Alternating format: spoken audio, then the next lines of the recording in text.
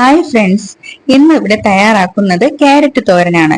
എല്ലാവർക്കും അറിയാവുന്നതാണ്, എന്നാലും അറിഞ്ഞൂടാത്തവർക്ക് വേണ്ടി ഈ വീഡിയോ.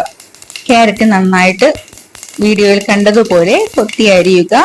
ഒരു പാൻ അടുപ്പത്ത് വെച്ച് കടുക് താളിച്ചതിന് ശേഷം കൊത്തി അരിഞ്ഞ സവാളയും ക്യാരറ്റും കീറിയ പച്ചമുളകും കൂടി ചേർത്ത് കുറച്ച് ഉപ്പും കൂടി ചേർത്ത് ഇളക്കിയതിനു ശേഷം അടച്ചു വെച്ച് നമുക്ക് ക്യാരറ്റിനെ ഒന്ന് വേവിച്ചെടുക്കാം.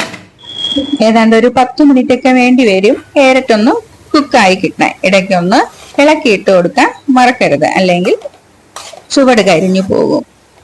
ആ സമയം കൊണ്ട് നമുക്ക് ചിരകിയ തേങ്ങ ജാറിലേക്ക് ഇട്ട് അതിലേക്ക് 6-7 അല്ലി വെളുത്തുള്ളി, ഒരു തണ്ട് കറിവേപ്പില, 1/2 സ്പൂൺ ജീരകം, 1/2 സ്പൂൺ മഞ്ഞൾപ്പൊടി, 1/2 സ്പൂൺ മുളക് പൊടിയും ചേർത്ത് നമുക്കൊന്ന് ക്രഷ് ചെയ്തെടുക്കാം. ഏതാണ്ട് ഇതുപോലെ ക്രഷ് ചെയ്തെടുക്കാം.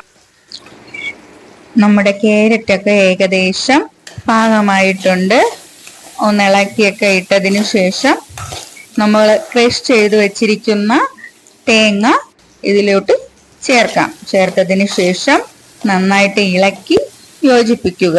യോജിപ്പിച്ചതിന് ശേഷം വീണ്ടും അടച്ചു വെച്ച് കുറച്ചു നേരം കൂടി കുക്ക് ചെയ്യുക. അപ്പോൾ നമ്മുടെ അരപ്പിന്റെ പച്ച മണമൊക്കെ ഒന്ന് മാറി തോരനുമായിട്ട് യോജിച്ച് സ്വാദിഷ്ടമായ തോരൻ നമുക്ക് കിട്ടും. ഇത് പെട്ടെന്ന് തയ്യാറാക്കുന്ന ഒരു തോരനാണ്. അപ്പോൾ നമ്മുടെ സ്വാദിഷ്ടമായ തോരൻ ഇവിടെ റെഡി ആയിട്ടുണ്ട്. എല്ലാവരും തയ്യാറാക്കി നോക്കണം. ഫീഡ്ബാക്ക് ഒന്ന് അറിയിക്കണം. താങ്ക്